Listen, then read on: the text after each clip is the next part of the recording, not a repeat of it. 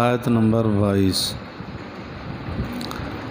نحمدہ و نصلی علی رسولہ الکریم، اما بعد، اعوذ باللہ من الشیطان الرجیم، بسم اللہ الرحمن الرحیم۔ سیقولون ثلاثۃ رابعہم کلبہم ویقولون خمسۃ سادسہم کلبہم رجما بالغیب، صدق اللہ العظیم۔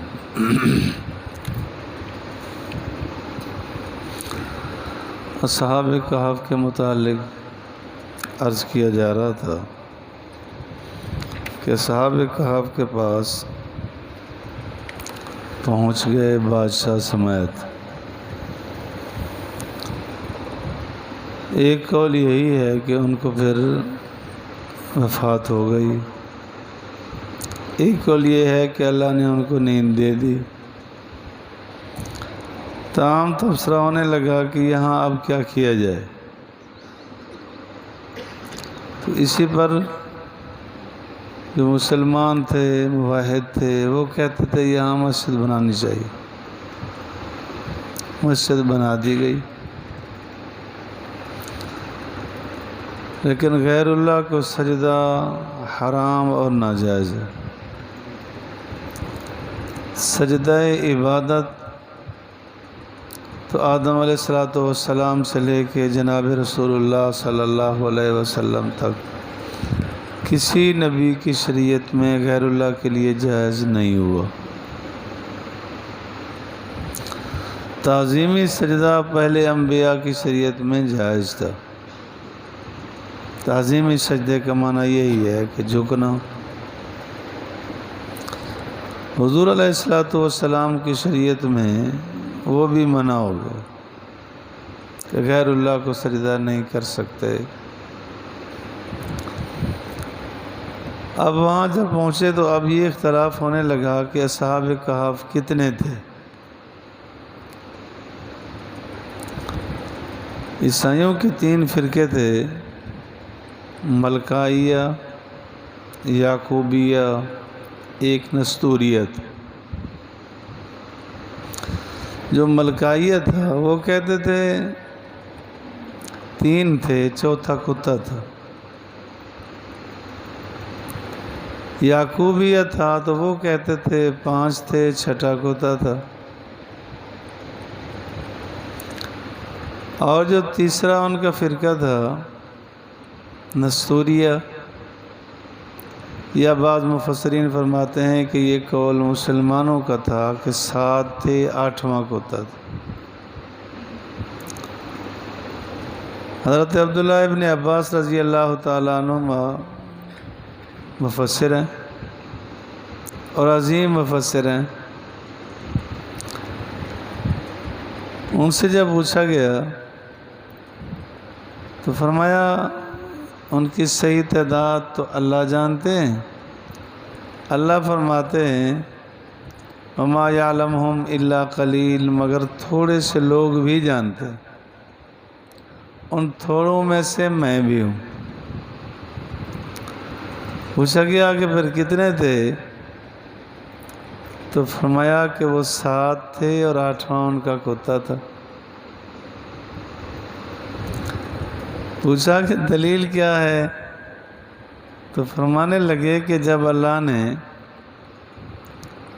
3 کا ذکر کیا، چوتھا کتا ہے، 5 کا ذکر کیا، چھٹا کتا ہے، تو اللہ تعالیٰ نے فرمایا کہ یہ بن دیکھے تیر اندازی کر رہے ہیں، تو شک پڑ گیا۔ تو جب اللہ نے فرمایا 7 تھے، 8واں کتا تھا، وہ یقینی ہے، اس میں شک کا جملہ کوئی نہیں۔ تو راجح یہی ہے کہ 7 تھے اور 8واں ان کا کتا تھا۔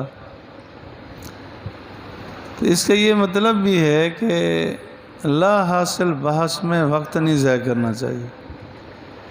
ایسے تھے، ایسے تھے، اتنا تھے، جتنا تھے۔ یہ تو صرف معلومات کی حد تک ہے کہ چلو معلومات ہو جائیں، مگر دین کا مسئلہ کون سا ان پر اڑا ہوا ہے۔ اگر ہم میں سے کسی کو پتہ نہیں ہے کہ اصحاب کہف کتنے تھے، جنت سے رکاوٹ نہیں بنے گی۔ نہیں سوال ہوگا کہ بتاؤ اصحاب کہف کے لوگ کتنا تھے، کیا تھا، تو بتاؤ، نہیں تو نہیں جا سکتے، ایسا نہیں۔ عام حالات میں بھی لا حاصل باسم۔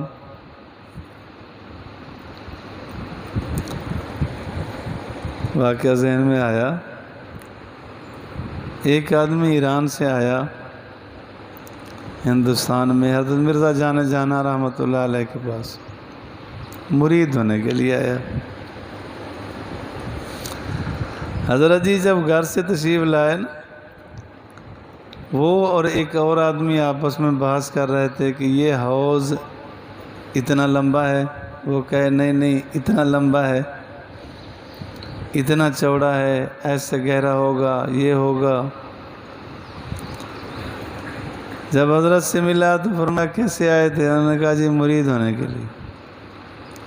میں تیرے اندر نا فضول گفتگو کرنے کی عادت ہے کہ آپ یہ بحث کر رہے تھے کہ حوض اتنا لمبا ہے، اتنا چوڑا ہے، جتنا بھی ہے وہ تیرے کو کیا،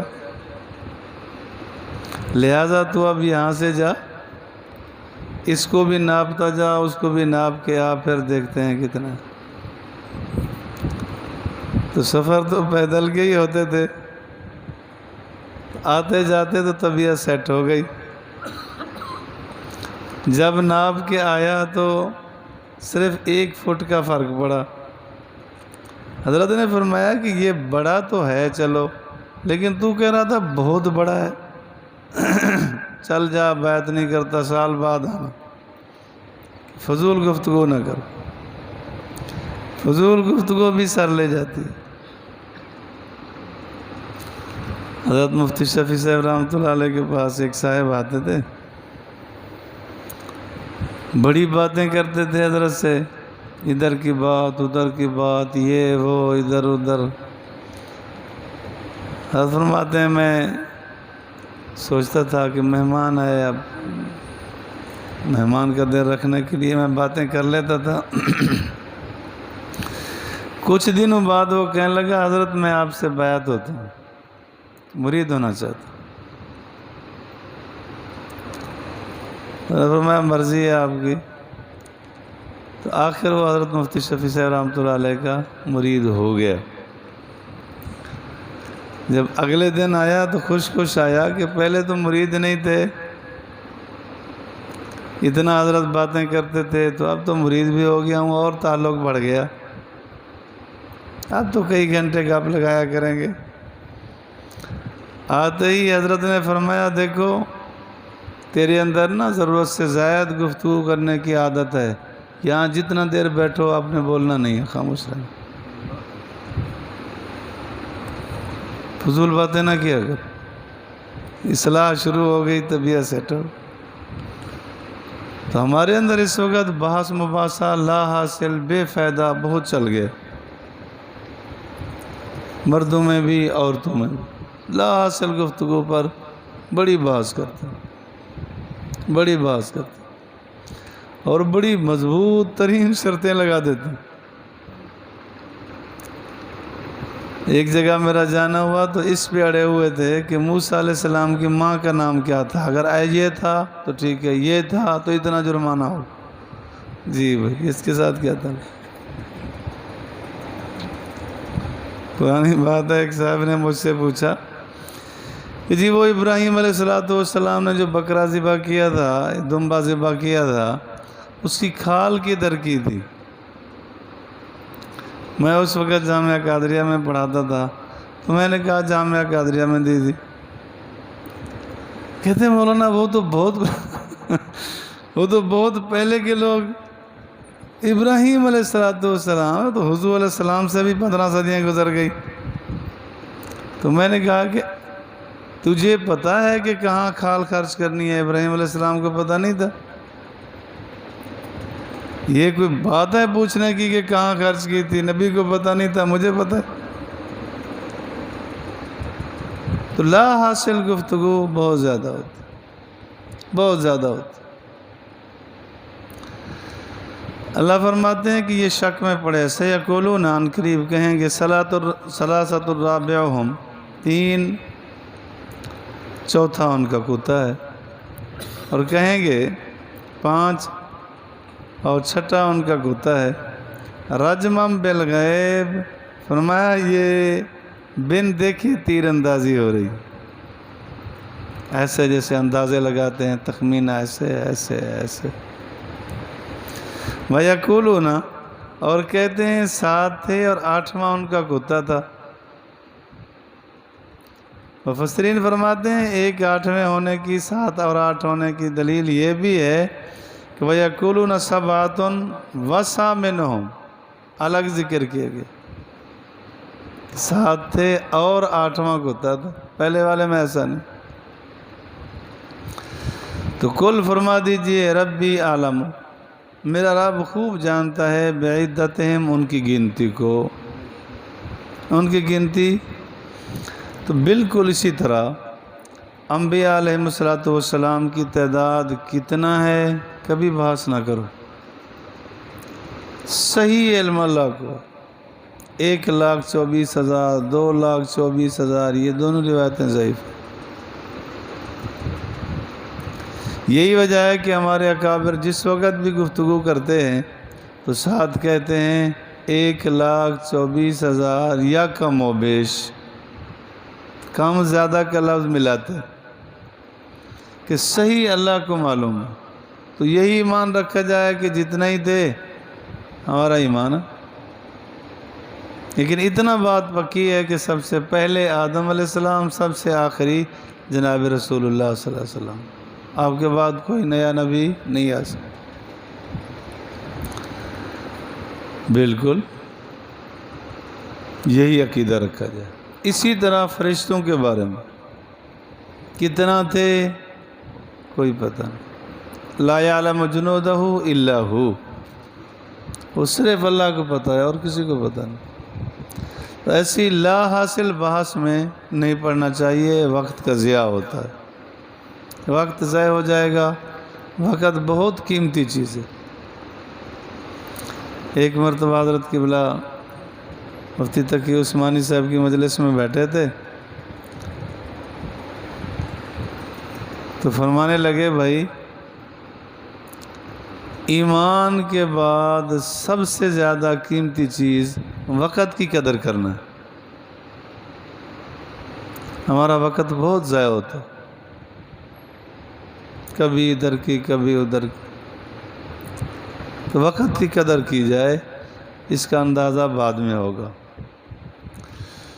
मा यालमुहुम, नहीं जानते उनको, इल्ला कलील, मगर थोड़े से।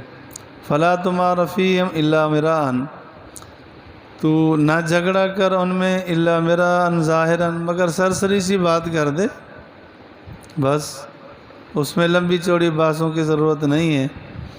वला तस्तफ्ति मिनहुम फ़ीहिम, और ना पूछ उनके बारे में उनमें से किसी एक से, न यहूदियों से, न ईसाइयों से, न मुशरिकीन से पूछो, उनसे ज़्यादा पूछने की ज़रूरत नहीं है। इससे आपने इतना मसला तो ज़रूर समझा कि जिस दीन के मसले को समझना है तो दीनदार से पूछो, मुसलमान से पूछो। हम काफिरों से पूछ के गुजारा करने लगे, बेदीनों से पूछ के दीन के बारे में गुजारा करने लगे। जो बेदीन जुमला छोड़ देते हैं, दीन दुश्मन लोग जुमला छोड़ देते हैं, हम उस पर चल। अपने ईमान को ख़राब ना किया जाए। जो इस हवाले से मुहक्किकीन उलमा हैं उनसे पूछो, हकीकत हाल जो सामने आ जाए टिक जाओ। अल्लाह मुझे और आपको फ़ाहम कुरान नसीब फरमाए, फ़ाहम हदीस, इत्तिबा सुन्नत, इत्तिबा शरीयत नसीब।